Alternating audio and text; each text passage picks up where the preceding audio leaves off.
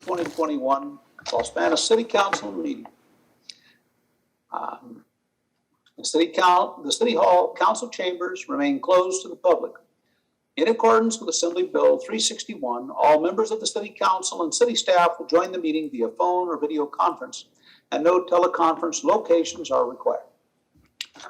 The following alternatives are available to members of the public who wish to watch the meeting and or provide comments to the City Council before and during the meeting. You can watch it on cable, Comcast 96.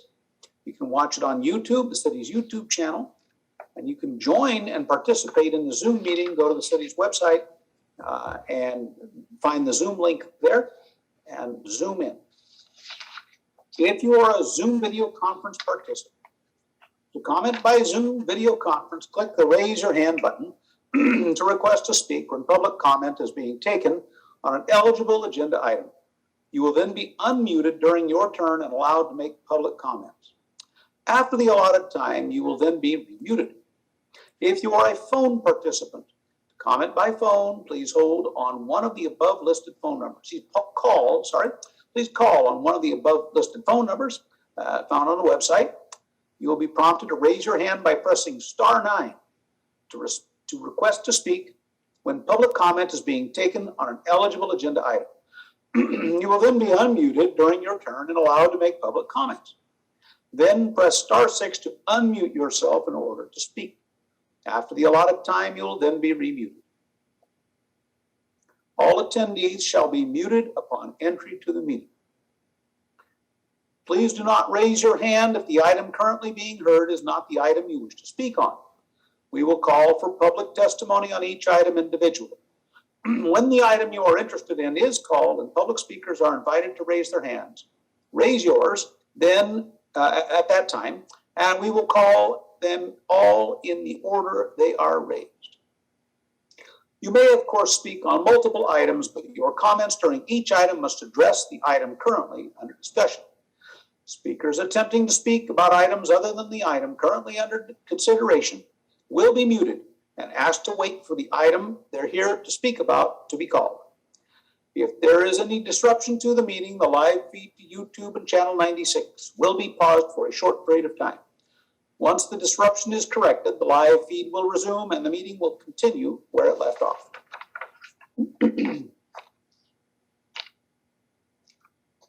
Now we will go to our regular meeting page. And before our meeting, we will have an invocation this evening by Karen Large from the Valley Christian Church. Is Ms. Large here? I don't see that she's joined the meeting. Oh, I don't see. All right. So, no invocation this evening. With that, I will call the meeting to order at 6:04 p.m. And I will ask Police Chief Breezy to lead us in the Pledge of Allegiance. Thank you, Mr. Mayor. I pledge allegiance to the flag of the United States of America and to the republic for which it stands, one nation, under God, indivisible, with liberty and justice for all. Thank you, Chief. Go to roll call. Ms. Maloney? Jones, Present. Lambert, Here. Lewis, Here. Lamas, Here. Faria. Here. We have a quorum. Now move to consideration of approval of the agenda. Chair will entertain a motion.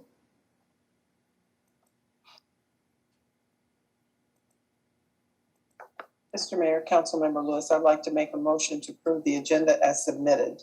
Thank you. Do I have a second? Mayor, Councilmember Lambert will second. Thank you. I have a motion by Mayor Pro Tem Lewis, second by Councilmember Lambert to approve the agenda as submitted. Roll call, Ms. Maloney? Jones, Yes. Lambert, Yes. Lewis, Yes. Lamas, Yes. Faria. Yes, motion carried unanimously. Agenda has been approved. Now we will go to the public forum. Members of the public may address the city council members on any item of public interest that is within the jurisdiction of the city council. This includes agenda and non-agenda items. No action will be taken on non-agenda items. Speakers are limited to a 5-minute presentation. Detailed guidelines on how to participate and make comments are listed on page 1 and 2 of this agenda. Comments received prior to the meeting will be read into the record at the appropriate time during the city council meeting. Ms. Maloney, do we have anyone on Zoom who would like to speak? I don't see anybody with their hand raised. So I don't, unless somebody wants to raise their hand. No, I don't see anybody. Very good. Have we received any comments by email for the public forum? I've received no comments by email. Okay. Having seen no hands raised and received no comments, we will close the public forum. We will go on to consideration of approval of the consent agenda. Items on the consent agenda are considered to be routine and will be voted on in one motion unless removed from the consent agenda by a city council member. And we will go back to City Clerk Maloney for our consent agenda items. Items on the consent agenda are as follows. Warrant numbers 229818 through 230021 in the amount of $526,068.01. Minutes for the November 10th, 2021 special city council meeting. City council resolution number 6425, authorizing the release of unclaimed checks pursuant to California Government Code Section 50055 to the city of Los Banos. City council resolution number 6426, amending the fiscal year 2021-2022 budget by increasing appropriations in the general fund for maintenance, building, and structures in the amount of $28,000 for the replacement of flooring at the Miller and Lutz facility. City Council Resolution number 6427, approving closure of non-essential city offices on Monday, December 27th, 2021, and Monday, January 3rd, 2022. City Council Resolution number 6428, reauthorizing remote teleconference meetings of the legislative bodies of the city of Los Banos pursuant to the provisions of AB 361. And the items are to be approved as submitted. Thank you. I'll go to council, see if any council members would like any items pulled for either discussion or a separate vote. Mr. Jones? Yes, Mayor. Item E for discussion, please. Item E. Okay, for discussion. Mr. Lambert? No items here, Mr. Mayor. Okay, and Ms. Lewis? No, Mr. Mayor. Okay, and Mr. Yamas? None here. Thank you, Mr. Mayor. Very good. So let's go ahead and go to item E, and that item is Ms. Maloney's item. And so we'll go ahead and do the discussion on that one. Mr. Jones? Actually, Mayor, yeah, so I just want to say, kudos for staff for coming up with this.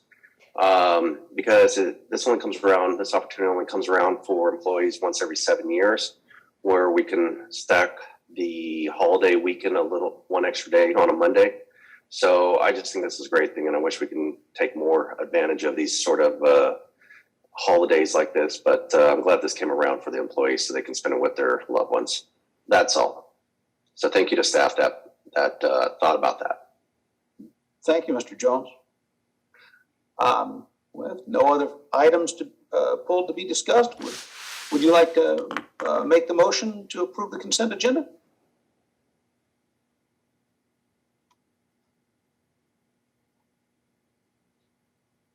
One sec. Yes, Mayor, I'd like to make a motion to approve the consent agenda as submitted.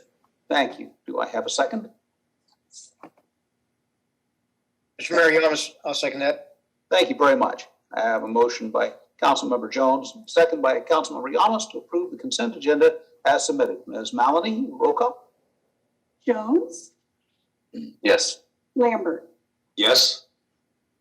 Lewis, Yes. Lamas, Yes. Faria, Yes, motion carried unanimously.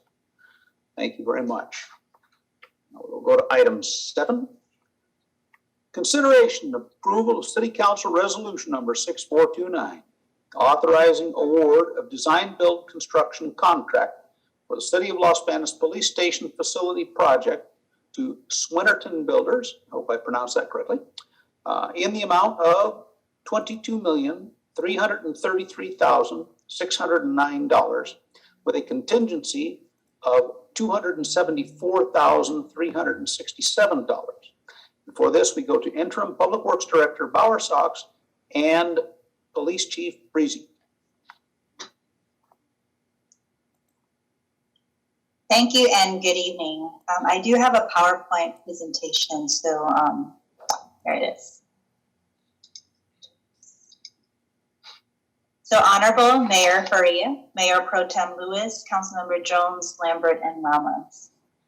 The item that I have before you today is staff recommendation that the City Council adopt the resolution to award the design build construction contract agreement for the City of Los Banos Police Station Facility Project to Swinnerton Builders, and to authorize the city manager to execute the design build construction contract agreement in the amount of $22,333,609 with a contingency in the amount of $274,367, and to authorize the Public Works Director, City Engineer, to administer the design build construction contract agreement.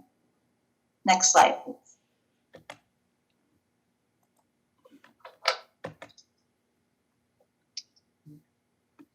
The Los Banos Police Department moved into the original police headquarters building located at 945 Fifth Street and has continuously operated in this building since 1969. The existing Los Banos Police Station is approximately 6,400 square feet. Currently, various police department divisions are operating out of 5 separate locations.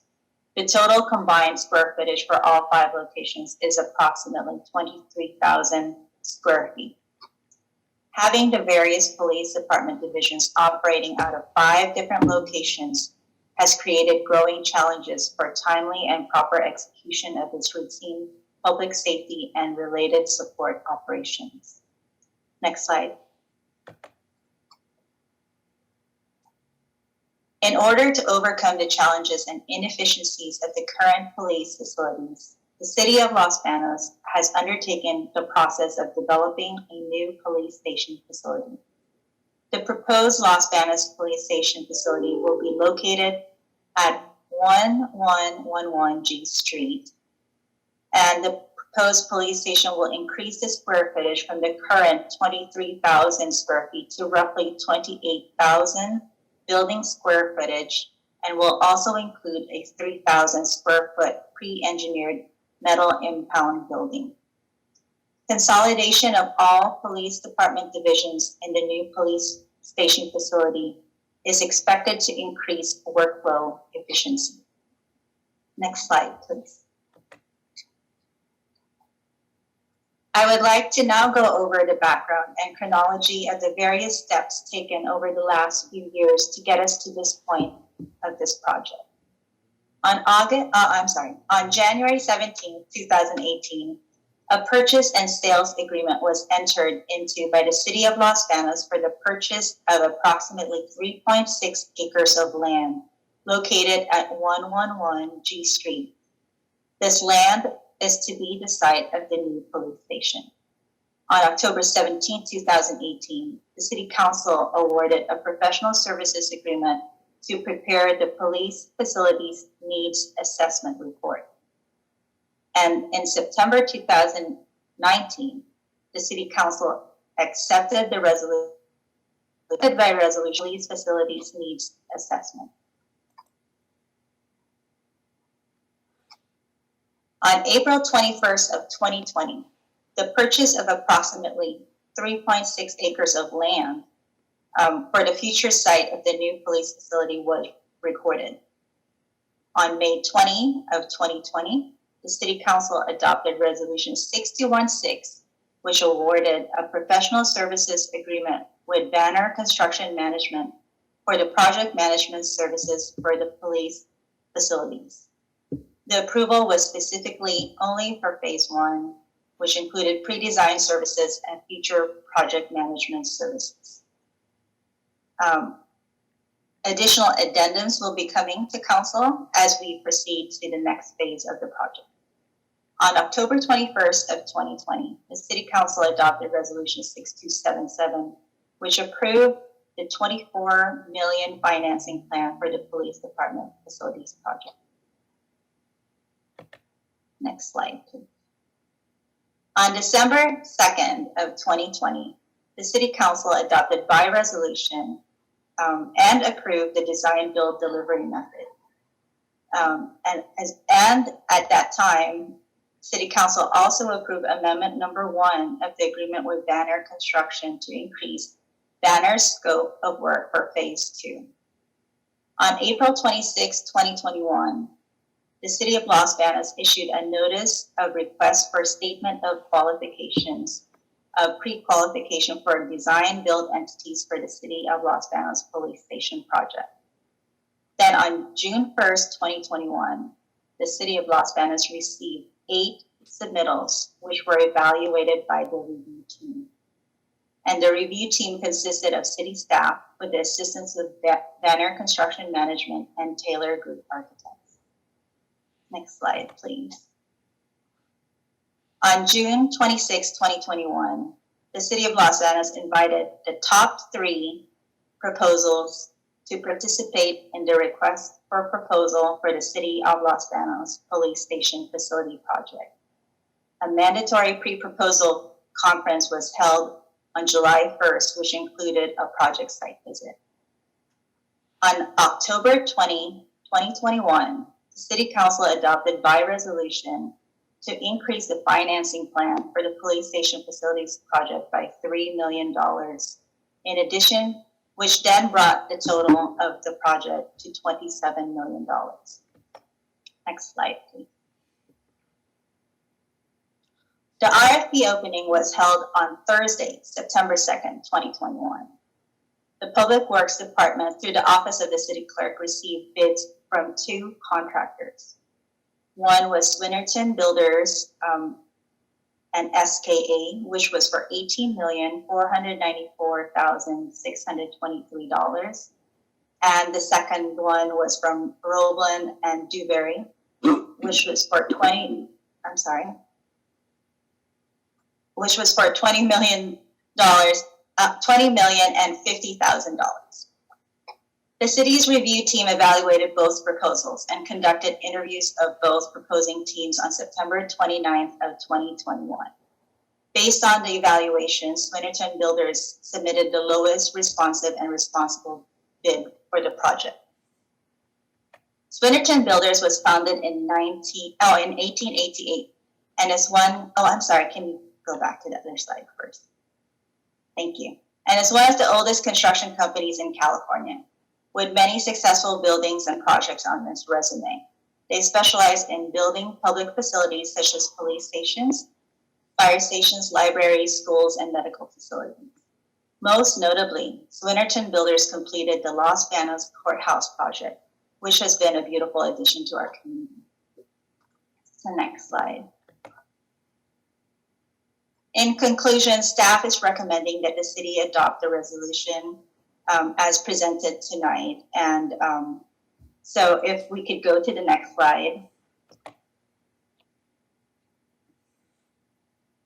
Thank you for your time. And before I open up for questions, I would like to acknowledge the following city staff and consultants who have worked tirelessly through the process to get us to where we are at today. So namely Police Chief Gary Breezy, Police Services Manager Brenda Geary, Administrative Coordinator Jolene DeMello, Finance Director Sonia Williams, City Attorney William Vaughn, Community and Economic Development Director Stacy Souza Elms, Fire Chief Mason Hurley, Commander Jason Hedden, and Commander Ray Lena. Jerry Avalos and Scott Murphy from Banner Construction Management are also here, and we want to acknowledge their participation, as well as Russ Taylor from the Taylor Group. And we thank the City Council and City Manager Josh Pinero for your continued support of staff and the process throughout the duration of this project. We are very excited to move into the next phase and will provide periodic status updates on the progress as we move through. I will now conclude my presentation. City staff and representatives from Banner and Swinnerton are available to answer any questions you might have at this time. Thank you. Thank you very much. Some beautiful renderings there. Let's go to council for a question and comment. Mr. Jones? No questions, just thanking staff for working so hard on getting us to this point so far. That's all. Thank you. Mr. Lambert? No questions here, either, Mr. Mayor, but also thanking the staff. Looking, getting excited. Very good. Thank you. Ms. Lewis? Thank you, Mr. Mayor. I'm really excited about this new building, and the architectural design is just right on edge in its style and graphics for our city. So I'm happy for our police department, and I'm happy that our city was able to move forward with this as quickly as it is being moved forward. And thank you to all the staff to help us get to this point where we are now. Thank you. Thank you very much. Mr. Yamas? Thank you, Mr. Mayor. Thank you, staff. Thank you, everyone. Thank you, the previous city council member, city mayor, for having the foresight to get this project up and going and getting to where we're at. Again, thank you to staff. It's going to be incredible what our police officers are going to do once they're able to consolidate all their agencies, all their assets into one building. I'm really looking forward to this. Thank you. Very, very good. Thank you. Chief Breezy, did you want to say a few words before we go to a motion? Yes, Mr. Mayor, thank you. Thank you to the council. I will keep my comments short just because I probably will start crying if I keep them too long. This is a really exciting time for all of us at the police department. And it goes all the way back to Measure P back in 2004 when we passed that. And we would not be here today without the residents and the council support for Measure P. Just a lot of thank yous. We're going to be breaking ground soon, hopefully in May, have that thing done as quickly as we can humanly possibly get it done. And we'll be definitely coming back with a workshop to discuss what the design will look like, the layout of it, and keep the project moving forward as quickly as we can. Thank you all again very much for your ongoing support for this project. Very good. And thank you for your hard work. Staff, tremendous work here. Long-term staying with it and getting it done at a very reasonable, we're getting a beautiful facility for a very reasonable price too. So the chair will entertain a motion to approve City Council Resolution number 6429. Mr. Mayor, Councilmember Lewis, I'd like to make a motion to, approve resolution number 6429 as read by title. And do I have a second? Councilmember Lambert, second that. Very good. I have a motion by Mayor Pro Tem Lewis, second by Councilmember Lambert to approve City Council Resolution number 6429 as read. Ms. Maloney, roll call? Jones, Yes. Lambert, Yes. Lewis, Yes. Lamas, Yes. Faria. Yes. Motion carried unanimously. And before I close the item, I want to send my regards to Mr. Avalos, who was instrumental years ago in getting that beautiful courthouse here in Los Banos. We worked very hard to make sure we got that and didn't lose it. And we really appreciate all that you've done for us, because if it weren't for your persistence, it might not be there. And your assistance and your help. So we appreciate it very much. And nice to see you still with us as we go to this next phase. All right, so motion's carried unanimously, and I will now close item 7. And we will go to item 8. Consideration. Oh, I'm sorry. Mr. Mayor, Councilmember Lambert here. Yes, sir. Oh, I'm sorry, I forgot to make note. Mr. Lambert, go ahead. I have been advised by the city attorney that I have a disqualifying conflict of interest on this agenda item, and I will be recusing myself and stepping off temporarily. Thank you, Mr. Lambert. We will wait until Mr. Lambert is signed off. And then we will open item 8. Oh. Okay, very good. Now we will go to item 8, consideration of 4th of July celebration special event fee waiver. And for that, we go to Community and Economic Development Director Elms. Thank you, Mr. Mayor and City Council. This item before you, just a little bit of background. Back in July of 2021, the Las Vegas Downtown Association held a community July 3rd celebration through a special event permit. So the Las Vegas Downtown Association is proposing to hold the event again in 2022 on the Saturday prior to the 4th of July and is requesting a fee waiver for departmental service charges from the city of Las Vegas. Through Resolution 5865, which is a city council resolution, it establishes a policy regarding waiver or partial waiver of departmental service charges relative to special events. The purpose of that policy was to set the criteria for consideration of a waiver or partial waiver of departmental service charges. And the purpose of determining those departmental service charges was to have a cost recovery while not unduly impacting the viability of special events. So the purpose was to make sure that there was cost recovery for the city, but with the end goal of still having events viable as creating character and that small town atmosphere for our community.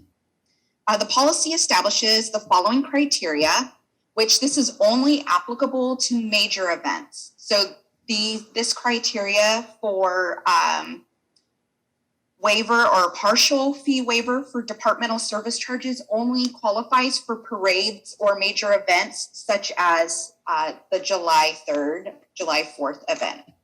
So that criteria established in the policy sets that this is for not-for-profit organizations serving primarily the citizens of Las Vegas with tax-exempt status.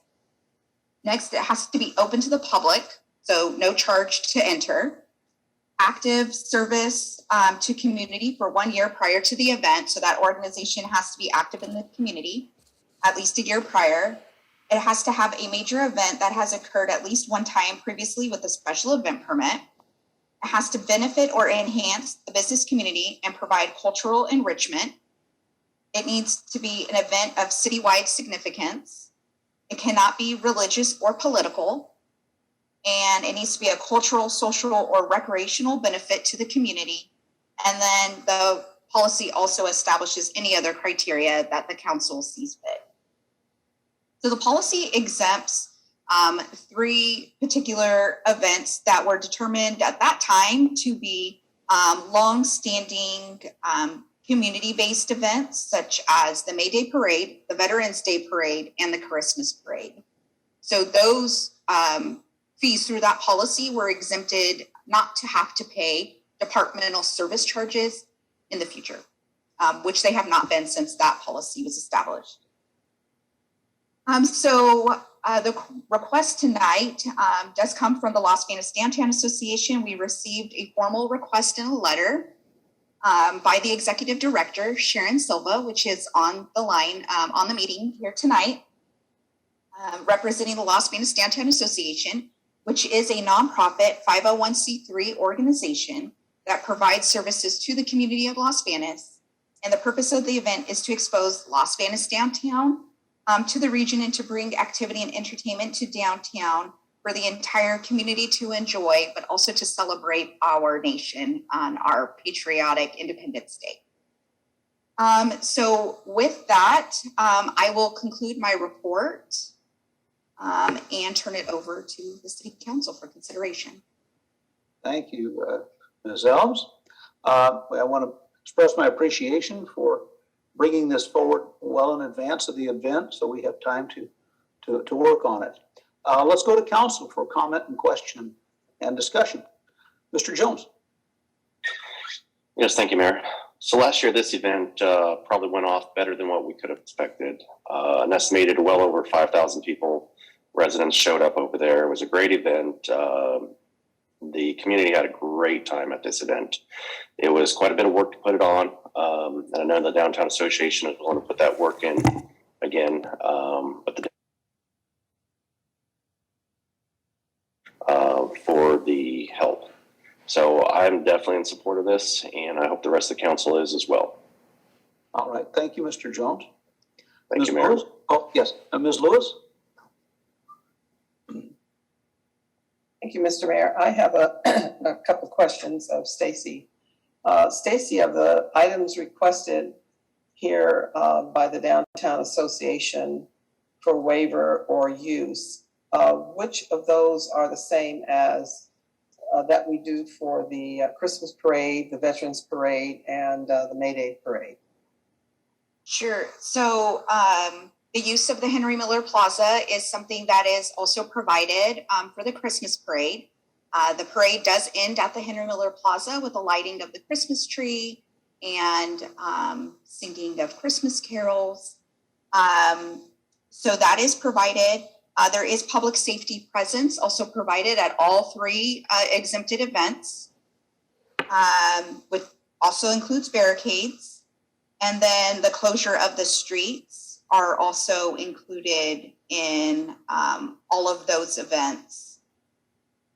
Those other events do not have buildings typically. So it's like May Day, for instance, is through Merced County, and then it is through the fairgrounds. So utilizes those venues. And the Veterans Day Parade, they typically then use the Veterans Hall, the VFW Hall, to conclude their services that day. And then, so they're not using any of the city's facilities in terms of venues, other than the street. And they do use, on occasion, city parking lots for staging and parking for those events. But it is a little hard to compare apples to apples as the events are not quite the same. But to give a clarification, it is the Henry Miller Plaza, public safety, barricades, and the closure of the streets, as well as parking lots that would be also given to those other events that are exempted. Okay, so the cost for the permit fee and any kind of inspection fees, they would be required to pay for. Yes, so the application fee is still applicable, which the application fee for a special event permit is about $311. So that is not exempted. The application fee is still paid, which would still be applicable, even in this case. The other permits that could potentially be waived would then be, or what is being requested would be that fireworks inspection, which is $1,500, which is an inspection provided by the fire chief. And then any other type of city inspections for the use of the facility. Okay. So the first one, the cost of the permit fee waiver, is that the application fee that you're speaking of? Or is that a different fee? The letter just said permit fees in general, but to provide to be consistent with the fee waiver policy, it's specific for departmental service charges. So the applicant would have, so Downtown Association would still be applicable to pay the permit application, which is $311, but the department service charges would be absorbed. Okay. But again, I want to clarify, in this report that we have, it says the cost of permit fee waivers. And all that I've heard so far is the application fee of $311. So is that the one category that this falls under? And is there any other cost permit fee outside of the fire inspection fee that the city, that they could be requesting from the city? Not that I can think of offhand, but like I said, as requested in the letter, the way it was stated was a real general statement. Okay. All right. Well, since the letter was general and not specific, it's hard to cast an opinion on this because I don't know, other than what staff can share with council, if there are additional fees outside of the application fee. And because I'm not hearing anything right now, I would assume that's the only fee that the city would charge. No, that is correct. Yeah, and that fee is applicable to the other organizations when they put on their events. The firework inspection fee is another fee that the city would require.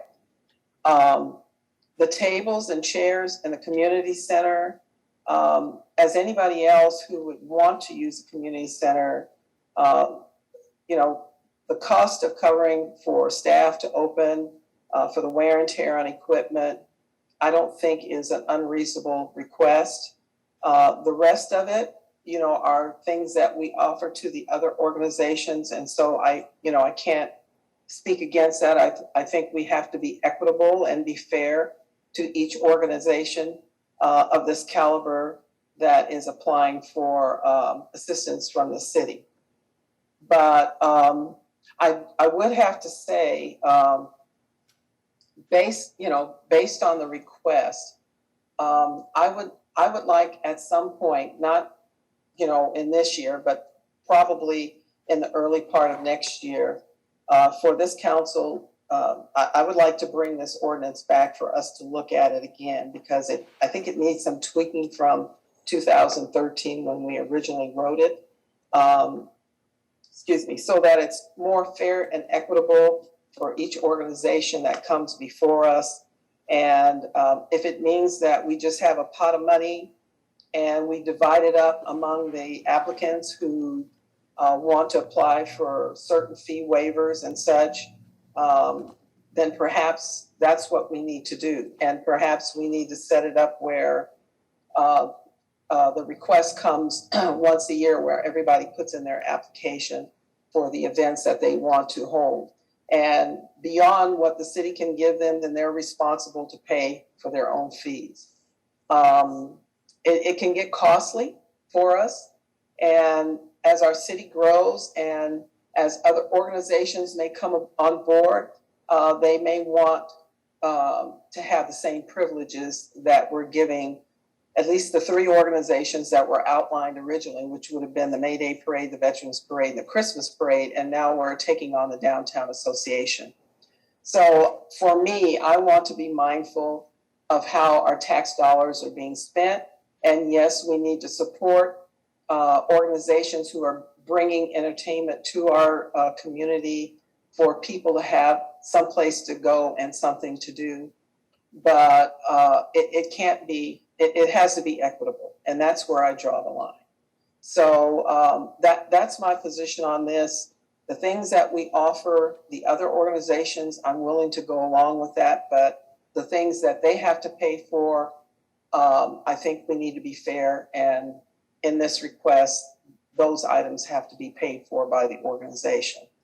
But as I said in final, I think it's time for us to bring this back and look at it and tweak it a little bit so that we don't have this coming at us every year. And we just either divvy up what the city is going to offer or have everybody put in their applications once a year and approve them as they come in for that one time a year, and it's over and done with, and we don't have to hear this all the time. So that's my take on it. Okay, thank you, Mr. Mayor. Thank you, Ms. Lewis. Mr. Yamas, comments, questions? Thank you, Mr. Mayor.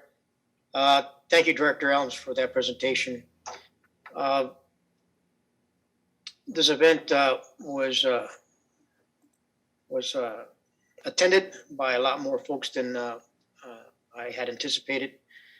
I think that it helps to bind the community, and I think that we need more of this. We need to support these types of venues and organizations because I think that in the long run we're going to get a lot more revenue from these types of events. Because more people are going to be interested in it. It's going to draw attention to our downtown. People are going to see the shops, the restaurants that are there. So again, there's a a multifaceted benefit to the city to these events. Notwithstanding what Mrs. Lewis said, that yes, it has to be equitable, and I'm sure staff can work out those details. But I'm looking forward to another successful event to celebrate our republic. Thank you. Thank you, Mr. Yamas. I want to thank staff for getting me the numbers on the costs of, and we might want to share these with all of council. These just came in this afternoon. The various events over the last, since 2018 is what I have here in front of me. This particular event, because of the fireworks and the community center, tables, chairs, it's the use fee, the departmental service charges for this event are much larger than any other event. For instance, the second most are for 3 processions for Our Lady of Fatima Society at $700, whereas their use fees for the July 3rd celebration was $5,600. So there's a lot more here and a lot more needed to make this very excellent event happen. Now, we want to be equitable and we still want to support these events. So what I'm thinking of is maybe, and this might be the right time, we have a month or two here before we have to, could maybe we think about establishing a policy where each nonprofit that's, we have a city amount, a limit for what we allow each nonprofit to waive for the year. So some nonprofits might have 2 or 3 events that are only $300 or $400 a piece, but they add up over $1,000. This nonprofit is having just this one big event, and I'm thinking like a $2,000 a year limit per nonprofit for waiver for maybe just this year, as we to get through COVID, kind of bring people back and trying to bring back the world to life and celebrate that while we're able to ponder this Ms. Lewis's recommendation of re-examining and tweaking the policy. And so I am in favor of offering some relief and some support, and I am also in favor of being equitable with the organizations in that relief and support. I don't know if this discussion what the staff recommendation is to authorize the fee waiver as submitted. I don't know whether council is ready to do that at this point from what I'm hearing. I think there's a strong support for, it's obvious a strong support for this event and also a strong support for our financial health and our equitability treatment of all organizations. So that's my suggestion. I'm going to go, I see some hands raised, and so I'll go back around. Mr. Jones? Thank you, Mayor. I just want to make a correction. The Christmas parade is the most taxing on the city because of all the overtime paid officers and code enforcement officers for that event. By far, that one probably outweighs these other events here. So, and I think probably if we go to a vote right now, we'll probably be at a split vote. So we probably either need to come up with something now or put it on the next agenda to come up with a revised ordinance to work this in. So I'm open for suggestions. It's just $2,000 is not a lot of money to get anything done. So, and we don't have a lot of time because keep in mind, in order to pull off the event like the fireworks event that we had, it just doesn't happen the week before. It's a lot of planning, quite a bit of months in advance, at least 6 to 7 months in advance. And there's already planning going on. It's just now you got to start putting down deposits and reservations and everything else that goes along with it. Oh, yes. So time is of the essence here. So it might be wise, if I could ask staff, I see Ms. Lewis's hands raised. Before I go there, if I could ask staff, this beautiful chart you created for me, if we could share that with council, and then on these exempts, if we could go ahead and write the actual amount that is being exempted for those, and figure that up, I think we'd be able to have, and then share that with council. I think we'd be able to make a very good informed decision. Everybody wants to see stuff happen. Everybody wants to see the stuff happen. We want to support our organizations and we want to be fair.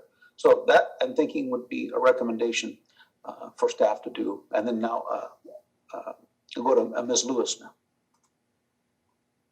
I can agree with that, and I think we will have a split vote tonight, which would kill the motion.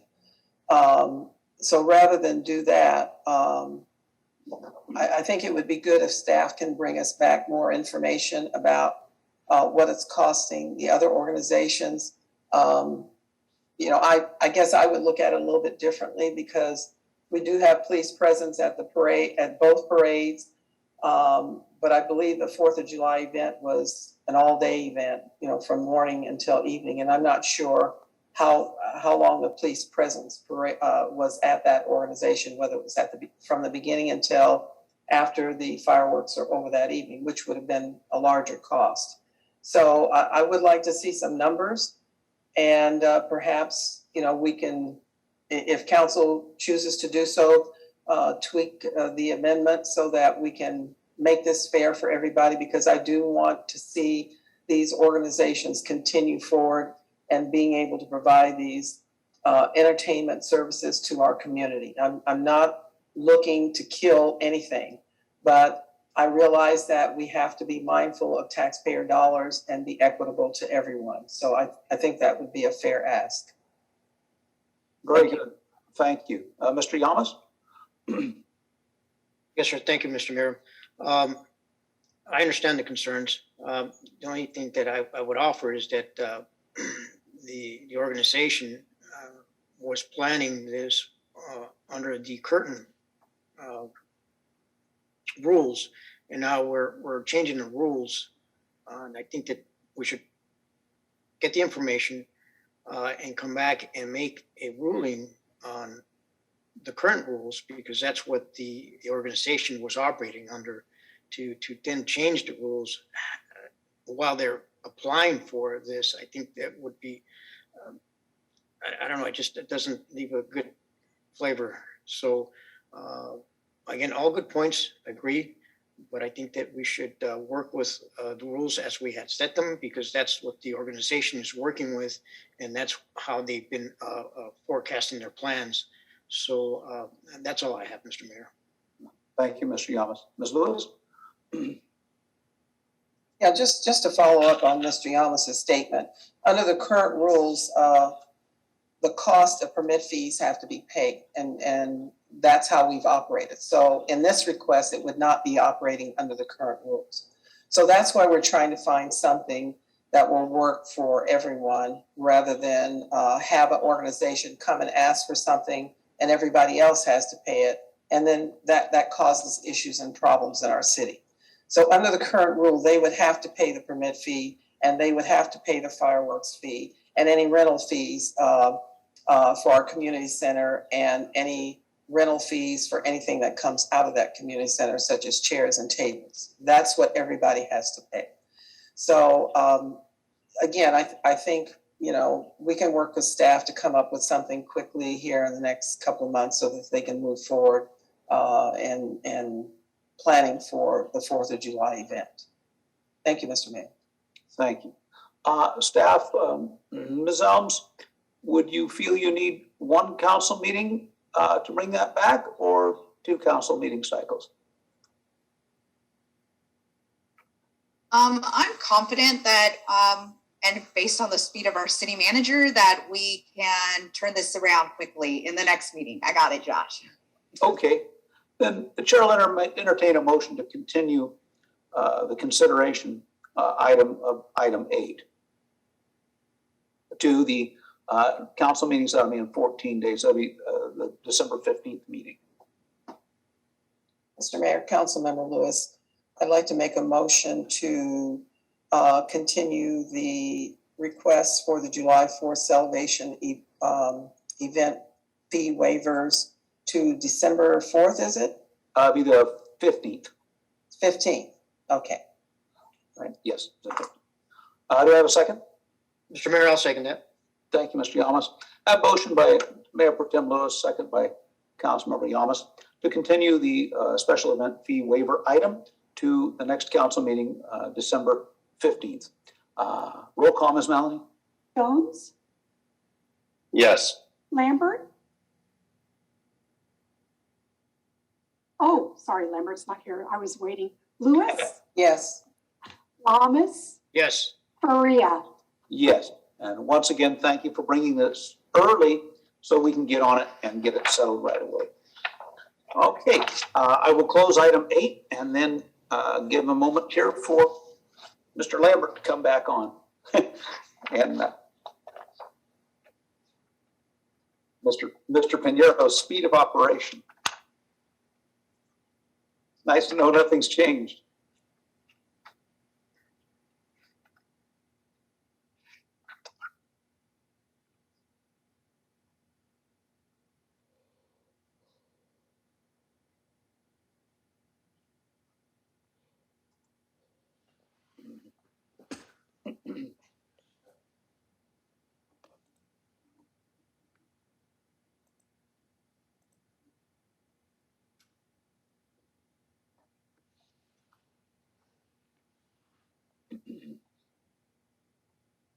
Let's see. No, Mr. Lambert yet.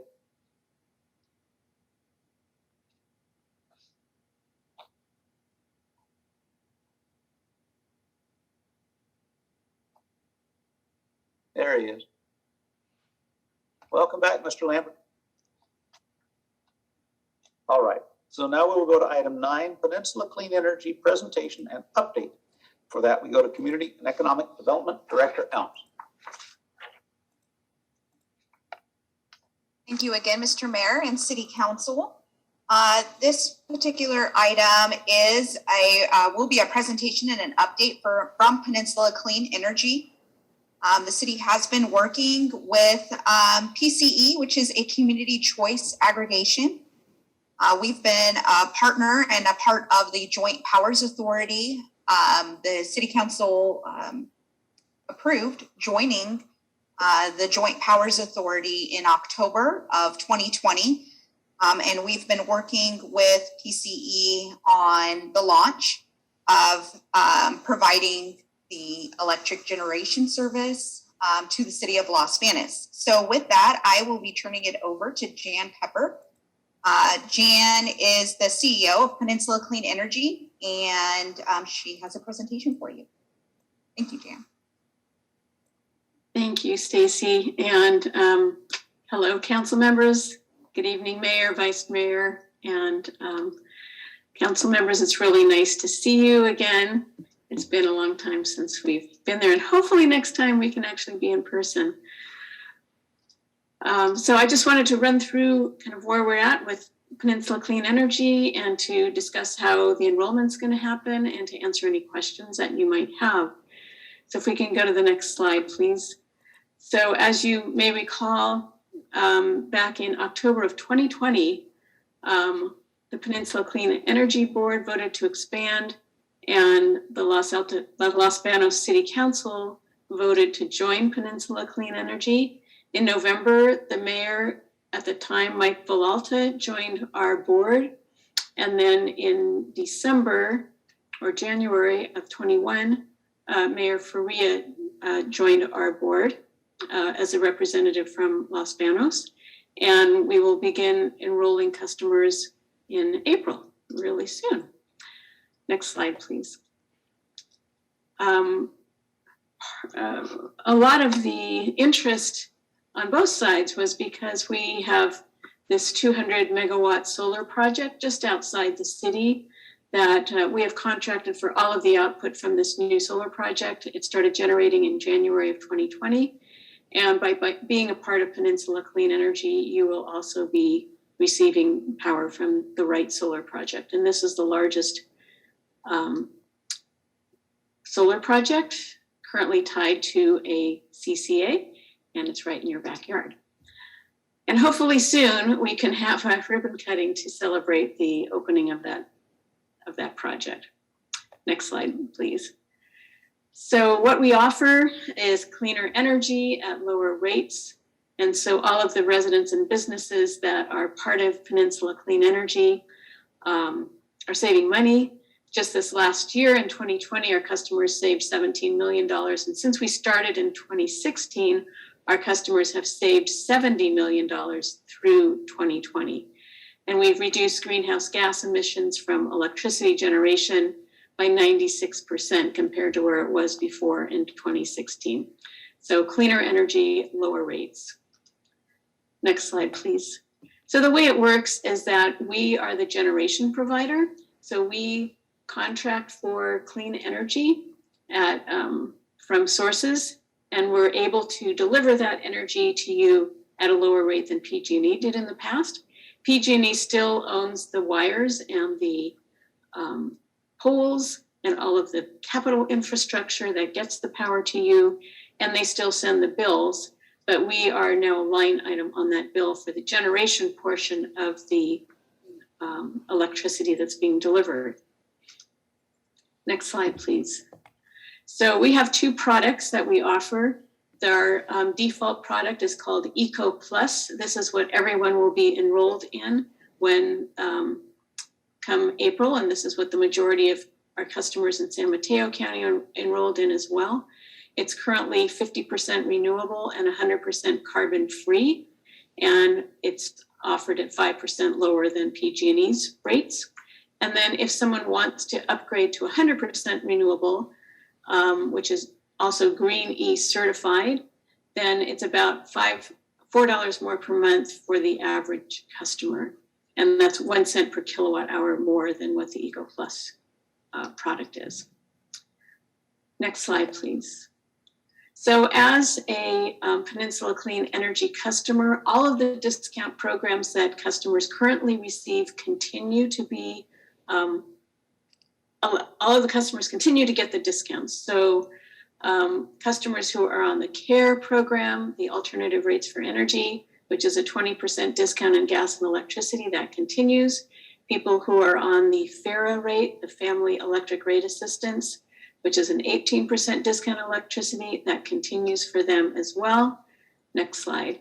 Those customers who are on medical baseline that have qualifying medical conditions, that continues. Those customers on the low-income home energy assistance program, the LIHEAP program, continue to be eligible for that program.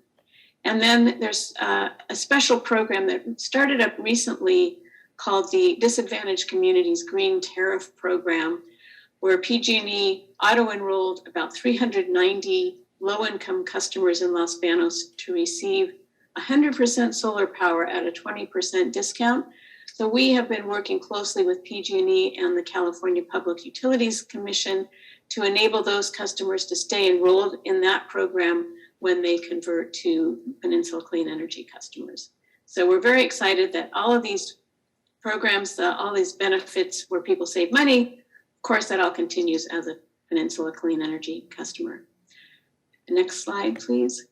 And then if people are behind on their bills, there's the payment arrangement plan, and those also continue. So any customers that are already enrolled in any of these programs stay enrolled once they join Peninsula Clean Energy. So there's no change there. The only change is that their cost for electricity is going to go down and it's going to be cleaner and greener. Next slide, please. So one of the other things that we do is community reinvestment. So we invest in programs to further reduce carbon emissions and improve the communities that we are engaged in. And there's 3 sectors that we focus on: buildings, transportation, and resiliency. And we know that pollution from transportation is has a big impact in your community in Los Banos. And so we're working to reduce pollution from burning gasoline in cars and trying to help move people to clean electricity through an electric vehicle. Electric vehicles are also way less expensive to operate and way less expensive to fuel, especially since gasoline prices have gone up so much recently. On the building side, we're helping people with existing solar systems to add battery storage to those systems. And we know that there are a lot of residents in Los Banos who have solar on their homes. And on the resiliency side, we're working with member cities to install solar or solar plus storage systems to city buildings to save money and to provide clean battery backup. So we're actually working with your staff right now to look at putting solar on your community center. In fact, our engineer is going down there on Friday to take a look at the building. And we can also work with you to put solar and storage on the new police station, which you just approved tonight. So we'll continue to work with your staff to find opportunities to provide more resiliency and to help manage your electricity costs for city infrastructure. Next slide, please. So the energy programs that we currently offer to our customers in San Mateo County, those will be available for Los Banos customers on day one as well. So on the electric vehicle side, we have a program to give someone $200 to test out an electric vehicle by renting the vehicle for a couple of days to see how it is. We also have a used EV incentive program where we provide up to $4,000 in incentive payment for income qualified folks to get into a used hybrid plug-in vehicle or a fully electric vehicle. And we also have a program to give folks an incentive to get them onto e-bikes, which was a very popular program when we launched it in San Mateo County earlier this year. We expected the money to last for 2 years. The program sold out in 4 days. So e-bikes have become very popular. They're really fun and easy to ride. And we're looking forward to bringing that program to Los Banos. We also have an EV charging program to provide incentives for workplace, multifamily, and public EV chargers. And we also have a program for electrification, a low-income home upgrade program to help people get their homes in shape so that they will be able to qualify for other energy efficiency incentives for reducing the operating costs of their homes. We also have a water heater incentive for heat pump water heaters. And we have the residential solar plus storage program to give an incentive to folks to put battery backup with their behind the meter solar system. And we'll also work with your local agencies and groups to leverage other incentive programs. So the San Joaquin Valley Air Control, I think I put the wrong initials there. The Air Pollution Control District, we will work with them because they have a number of incentive programs for converting to electric transportation and getting more EV chargers out there. So we do that now in San Mateo County. We leverage with the Air Quality District up here. And so we'll work with your district in the San Joaquin Valley and also with other agencies such as MCAG. So I wanted to talk next about the enrollment process. So every customer in Los Banos will receive a series of notices, 4 notices in the mail introducing Peninsula Clean Energy, the benefits of participating in the program, as well as information on how to opt out if they would prefer to stay with PG&E for generation service. So April is when the enrollment occurs. So the first notice will go out in February, 60 days before the enrollment occurs. The second notice will go out in March, 30 days before the enrollment occurs. In April, the enrollment happens. In May, another notice will go out 30 days after customers have been enrolled. And in June, the last notice will go out 60 days after enrollment. So this is required by the Public Utilities Commission that we do this high level of engagement. We're very happy to do that because we want to have people aware that they're becoming Peninsula Clean Energy customers and also how they can opt out if they prefer to stay with PG&E. We're hopeful that not too many folks will opt out. In San Mateo County, less than 3% of the customers opted out. And we're hoping that we can have a good result in Los Banos as well. Then for your net energy metering customers, the next slide, please. Those folks who have solar systems on their homes, they are, each solar customer has an annual true-up with PG&E depending on the month that they installed the solar system on their home. So we are going to phase enrolling those folks into Peninsula Clean Energy. So those who have true-ups in January, February, March, or April will be enrolled in April with the rest of the customers, and others who have a true-up from May through December will be enrolled in Peninsula Clean Energy during their true-up month. And this is to minimize the disruption and to maximize the monetary benefit that they have with their annual true-up so that they don't lose any benefits from having possibly produced more solar energy from their system than what they used during the year. Yeah. So let's go to the next slide. And then as far as the product, everyone will be enrolled automatically in Eco Plus, which is our 50% renewable, 100% carbon-free product. But folks can opt up to an Eco 100 if they so choose. They can also opt out at and stay with PG&E. And the thing is, once they opt out, if they opt out, they have to stay with PG&E for at least a year before they have the option to come back to PCE.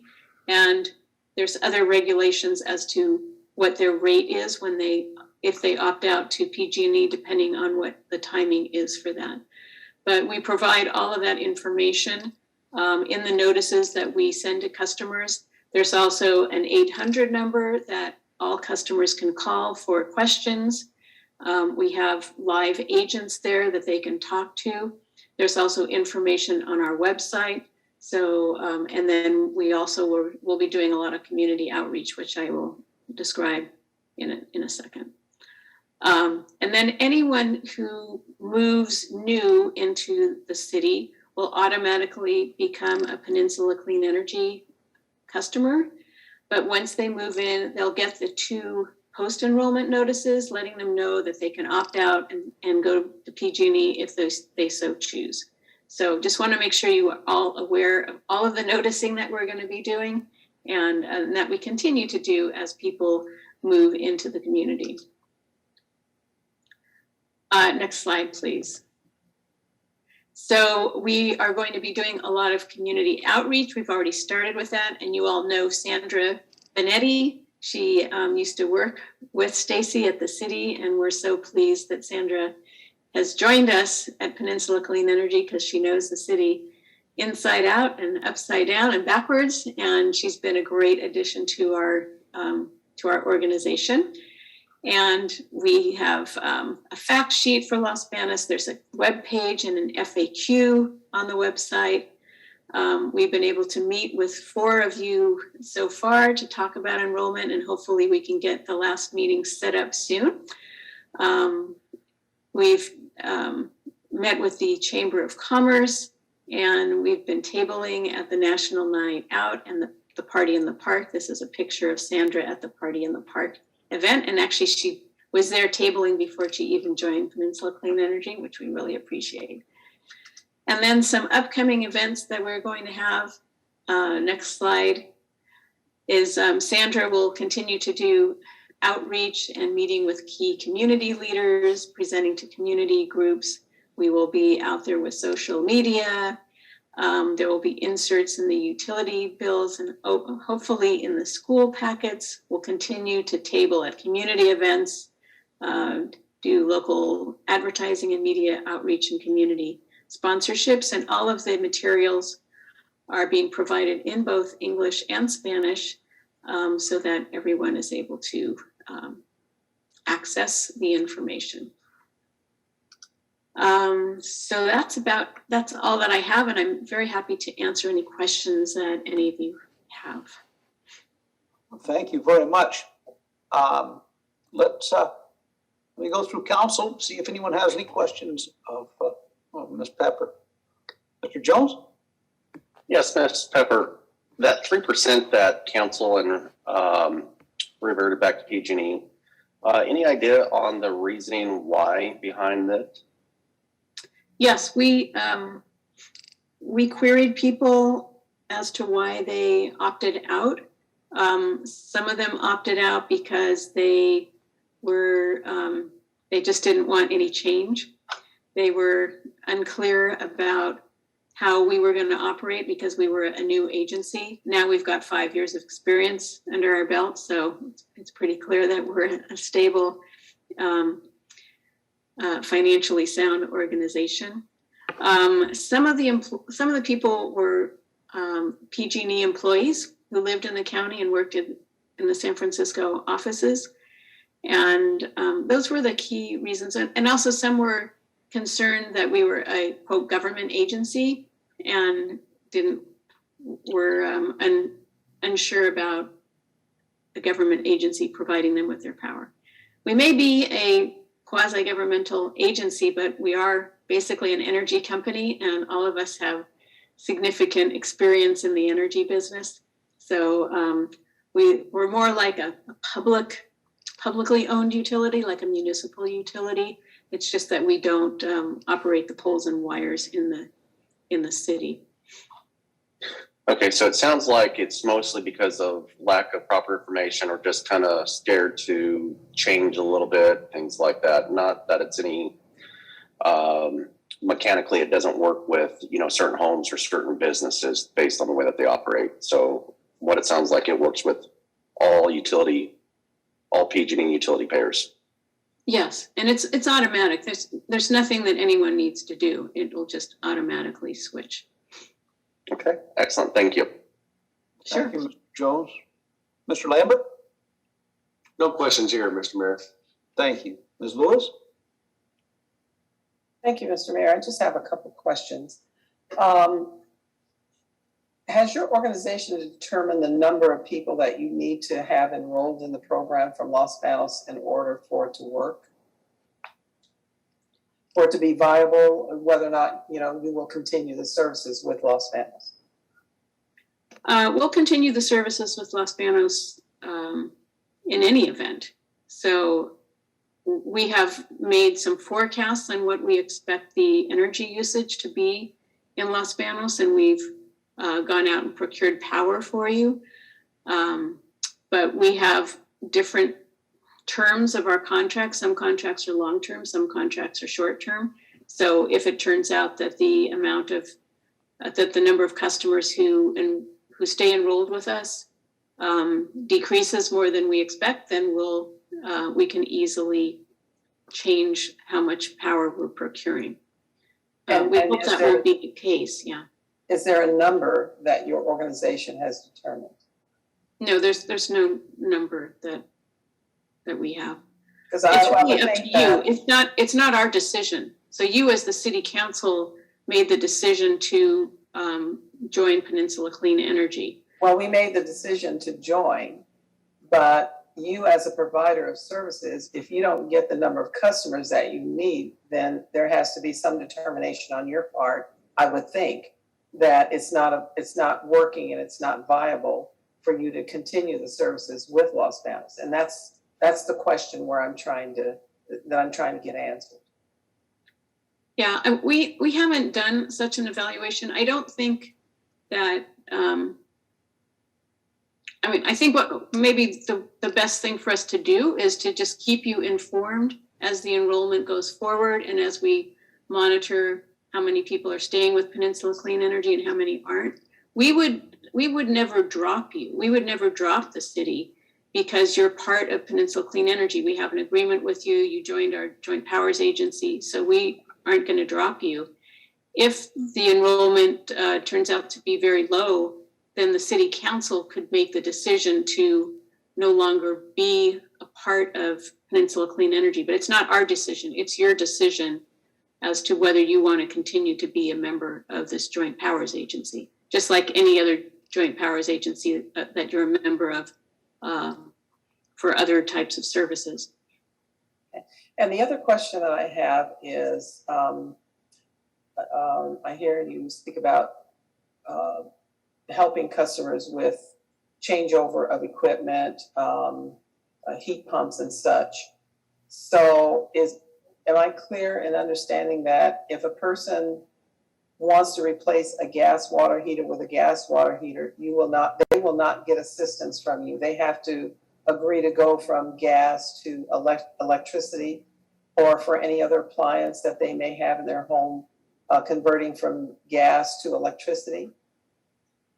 People can do whatever they want. So we don't have any. I think what I'm trying to find out from you, Yeah. if they want assistance from you and they want grant money from you, that you will require them to convert from gas to electricity. Am I correct on that? Yes, because our goal is to reduce greenhouse gas emissions, and we do that by burning less fossil fuels. Because there are a lot of homes in Los Banos that are gas providers. And so that's another expensive cost other than just buying the equipment to have a plumber come out or electrician come out and, change things up. So that was what I was trying to find out. So thank you for answering that. Okay, Yeah, thank you, I mean- Mr. Mayor.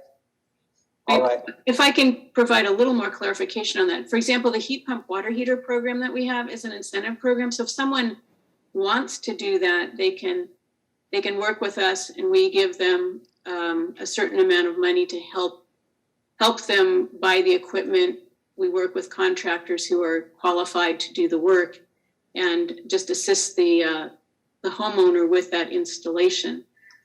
They don't have to use our program, and they don't have to go electric. They can do whatever they want, but we just offer this if they so choose to go electric, and then we can provide some assistance to them.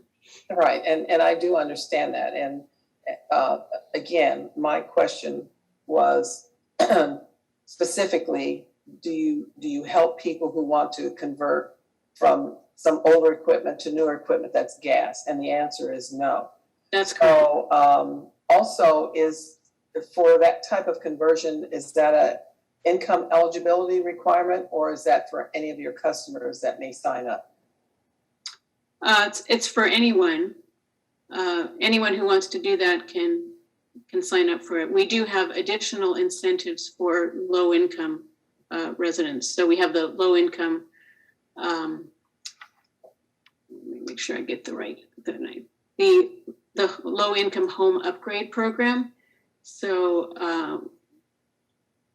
that one is an income qualified program where we can help them electrify some of their appliances if they so choose. Thank you very much. Thank you, Mr. Mayor. Sure. Thank you, Ms. Lewis. Mr. Yamas? Thank you, Mr. Mayor.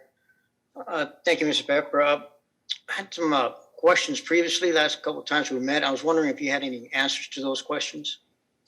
Yeah, you asked some really good questions and some complex questions. So the questions that you asked were regarding kind of the sourcing of the products so like if we're putting in a solar plus storage installation, what happens with the equipment at the end of its life? Is it recycled? Where are the materials sourced from? And things like that. So we are reaching out to to the folks who have built our projects, like to the people who built the right solar project, to get that information from them. And we are actually also in communication with a professor at Stanford to see if there are some students who can do some in-depth research on this. So it's every energy source has some type of impact. Nothing's impact free unless we don't have any energy at all. Nothing is clean. Nothing is 100% clean. So we're researching that, and also when we do our solicitations for new projects, we are asking our vendors to let us know where they're sourcing their materials, what the plan is for the end of life. A lot of these products, they kind of require that. And certainly in Europe, they're they're ahead of us in the United States in terms of requiring manufacturers to take responsibility for their products at the end of their life. And so we're working with our vendors to ask them to do similarly for the projects that they install with us. But we have not yet required that of anyone. That isn't really standard practice yet here in the US, but it's certainly something that we as an organization prefer to have happen, and that we do talk to our suppliers about that. Yes, ma'am. Well, thank you for that. Hopefully we can get some answers soon, because some of the research I've conducted, there's some question as to whether or not these panels are being produced by slave labor or indentured servitude and very horrific conditions. And it would be horrible to be receiving power at the expense of somebody's life and their working conditions. So again, we don't want to go back to the early 1900s where, folks were just crammed into very uncomfortable situations in order to produce a product for somebody else.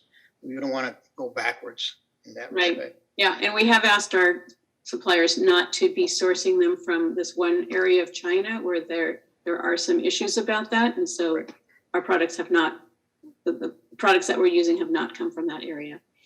Okay, but we don't know though.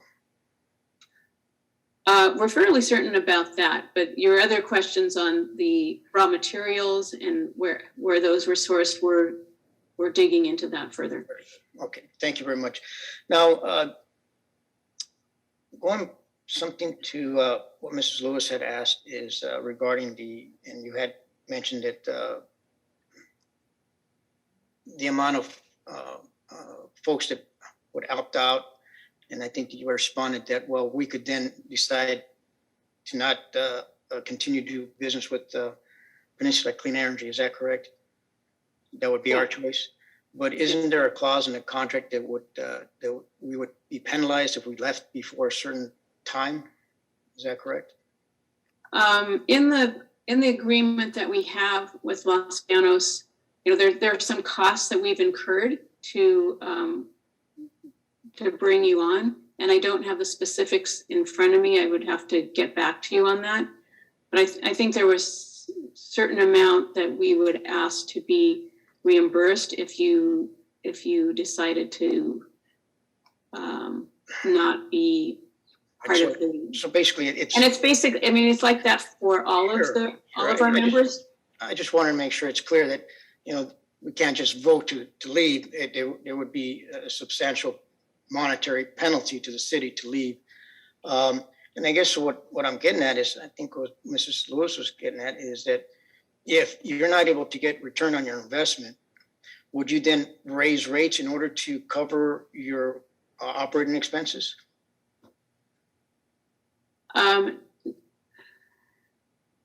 So Los Banos is one of 21 agencies, or actually 22 member jurisdictions.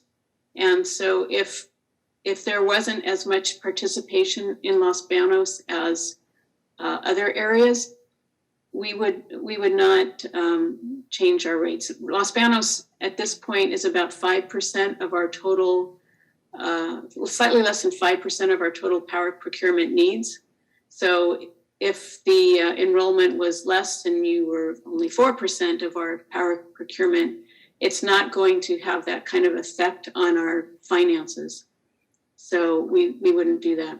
The rates that we will charge in Los Banos use the same formula as the rates we charge in San Mateo County. Basically, we take the PG&E rate, we subtract 5% off of that rate to have that 5% discount. Then we subtract off the PCIA, which stands for the Power Charge Indifference Adjustment. That's the exit fee that PG&E charges. And then another very small charge called the franchise fee surcharge. And then the rest of that makes up the PCE rate. So all of our customers, no matter what city they're in, no matter what county they're in, they pay 5% less than the PG&E rate. So then my understanding that the rate is based on the Bay Area rate?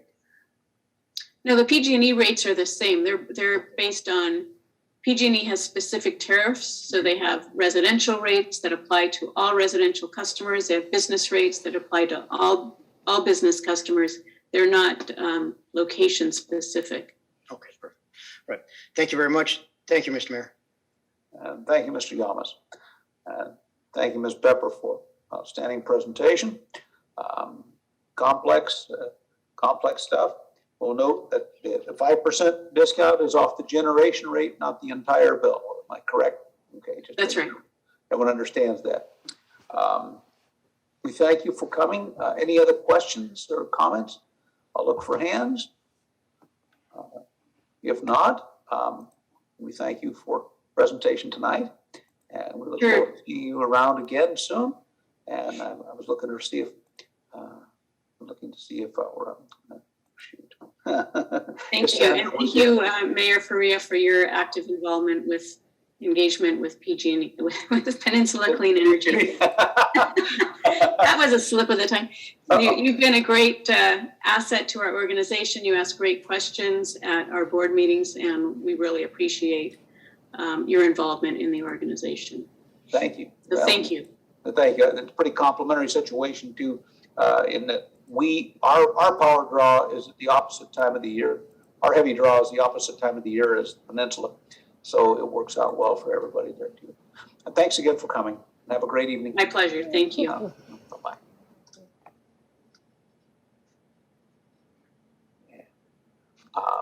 Ms. Elms, any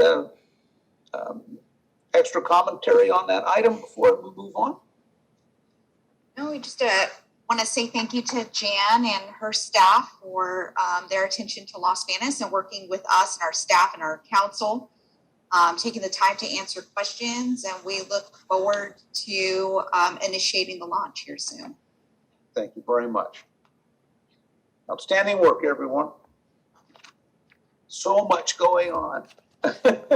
All right, we'll move to item 10. We go back to Community and Economic Development Director Helms for our advisement of public notices. Thank you again, Mr. Mayor and City Council. So we have one item to report. This is for the Amg Industrial Annexation. This is for a subsequent mitigated negative declaration and pre-annexation development agreement associated with the Amg Industrial Annexation. This is for 28.5 acres. This is located at the southeast corner of Overland Avenue and Johnson Road. Back in 2015, the City Council entitled this particular parcel with an annexation. However, it went through its process all the way up to LAFCO, and there were revisions that needed to occur for the environmental document and for the project to continue forward. This particular item has been revised with a subsequent mitigated negative declaration and a revised pre-annexation development agreement. So it's coming back to the Planning Commission for approval of the environmental document and the pre-annexation development agreement. This will occur on Wednesday, December 8th at 6 p.m. It will be on Zoom, and the link will be provided on the Planning Commission's agenda. This item, I do want to note, will be a recommendation from the Planning Commission and will be presented for consideration to the City Council. That concludes my report. Thank you very much. Nice to see that industrial development happening. All right. So we'll close item 10 and move to item 11. And that is our city manager's report. We go to City Manager Nero. Thank you, Mayor Faria. Thank you, Stacy Souza, for the laugh earlier. I appreciate it. Yeah, I got a couple things. So yesterday we had the grand opening for the ARCO, which was very exciting. It was exciting to see all the council there and yourself, Mayor Faria. A very good event that we had there. So very exciting for us as a city. It was a lot of fun. Congratulations to the Todd family, and thank you folks for all you've done for us in the community. We really appreciate it. Had a great time there. I really enjoyed the cookies. I must admit, I did eat 2. So if somebody was short a cookie, I'm the guilty one. Mr. Yamas, yes, I may have taken your cookie. So I couldn't help myself.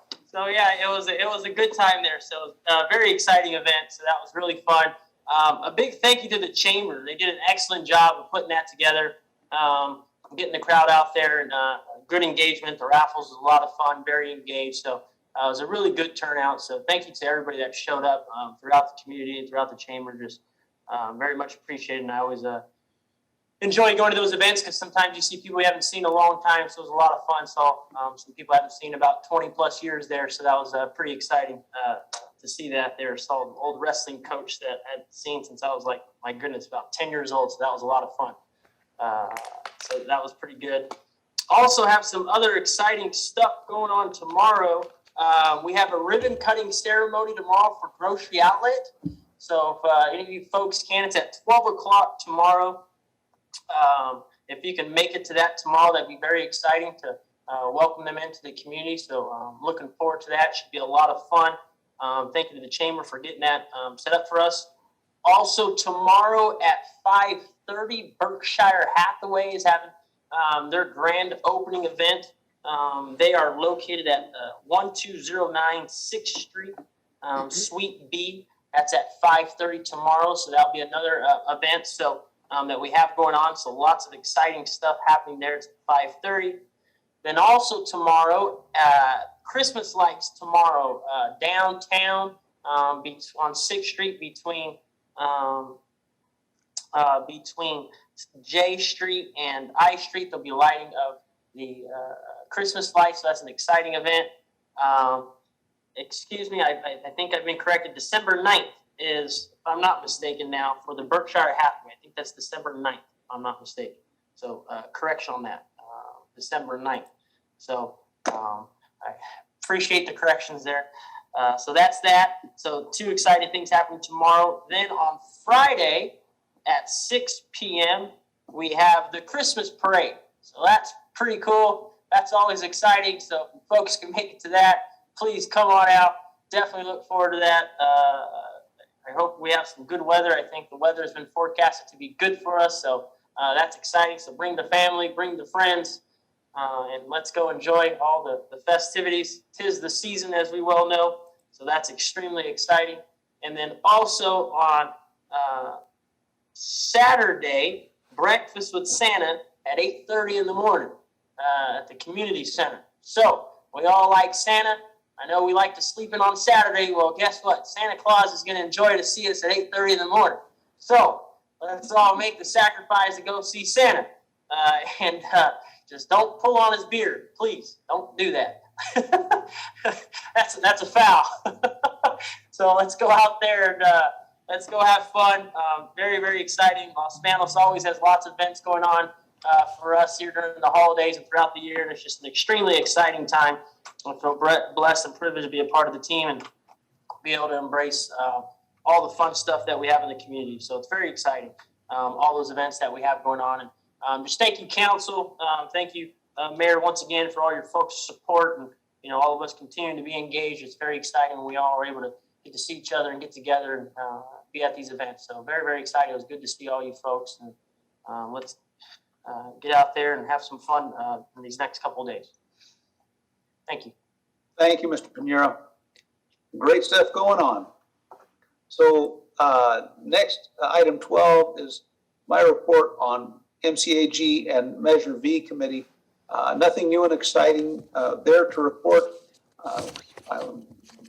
MCAG meets again later in the month, and so then I'll have some more information after that.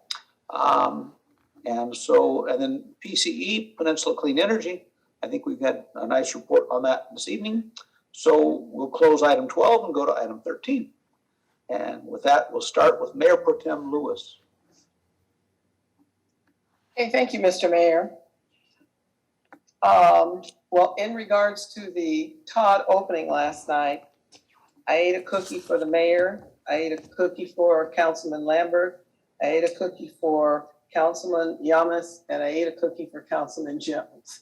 So thank you for giving me your cookies.